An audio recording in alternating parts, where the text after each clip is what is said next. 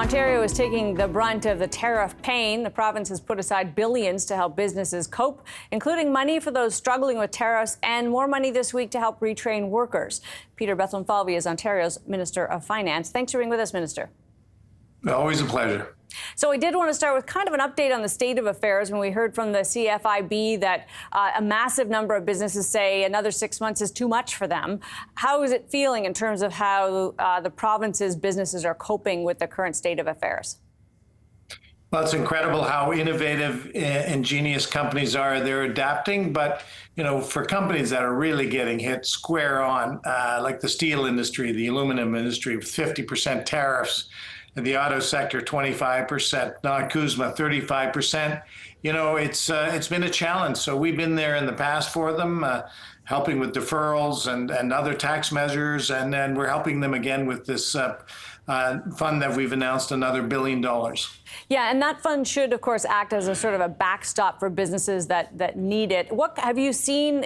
In some ways, it's still early because business, of course, a lot of us, let's agree, Minister, we're hoping this would end before now even. Are you starting to see more take-up of those kinds of programs?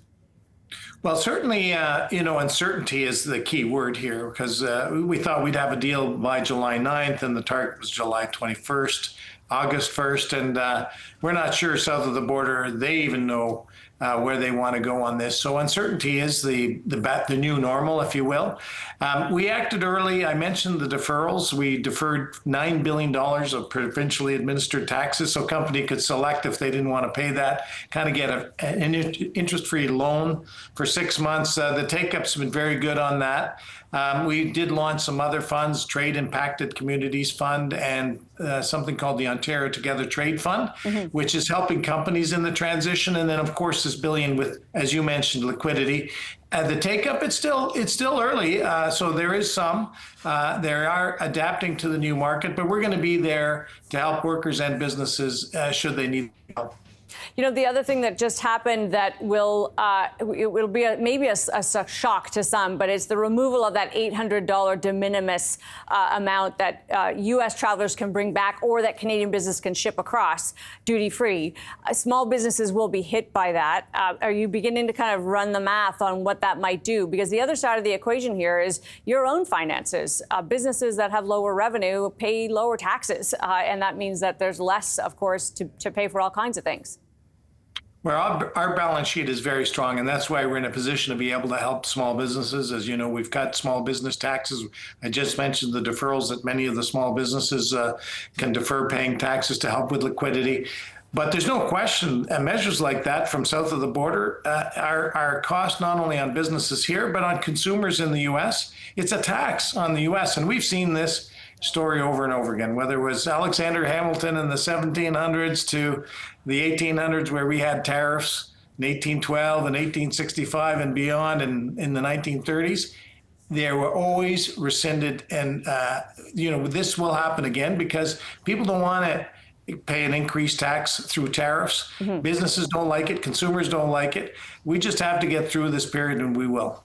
And we, of course, have some cards up our sleeve. I mean, in the past, the Premier has talked about things like electricity shipments. There are things we could do that would get attention fast. Retaliatory tariffs, of course, are very controversial, but might there come a time when we should actually bring to bear some of the really strong cases we can make with our U.S. neighbors? Well, Premier Ford, I like to call him Captain Canada, has been on the leading edge, not only with some of those measures. In fact, it's my ministry that's responsible for the alcohol, pulling that off the shelves, but he's out on the airwaves down in the U.S. almost every day, talking how tariffs are bad for U.S. consumers, Canadian consumers, that it's a lose-lose. So we'll continue that fight. I think that the message is, look, we can't change the uncertainty south of the border. I'll let the federal government talk about the tactics, but we can do a lot here in Canada. Interprovincial trade barriers, which we've been very aggressive at removing, nation-building projects that we can be very aggressive putting forward, and procurement policies. These are all things that we don't need any support elsewhere around the world. We can do all of that here in Canada. So good to have you for this. Appreciate your time. Always a pleasure. Thank you, Amanda. Peter Bethlenfalvy is Ontario's Minister of Finance. Time for the takeaway, and when benefits get lost in translation. The province of Ontario recently joined a host of other employers with a return-to-work mandate. From 3 days a week in office now for public employees, by October, the requirement will rise to 4 days. And in January, all employees are expected back in the office in person 5 days a week.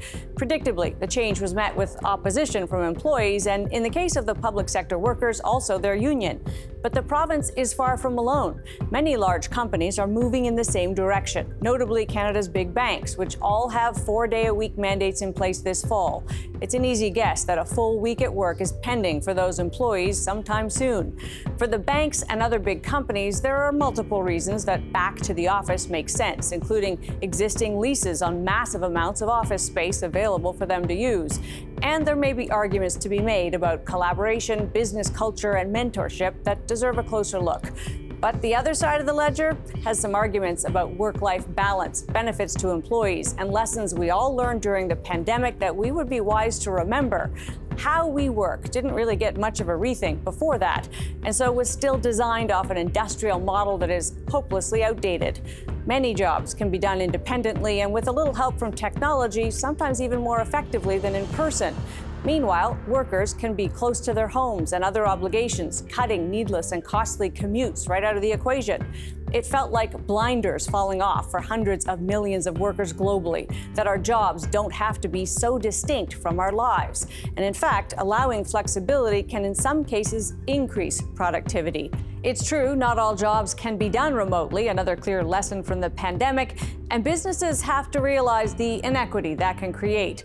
But those are issues that can be dealt with like any other compensation scheme if work from home is treated as a benefit of a job.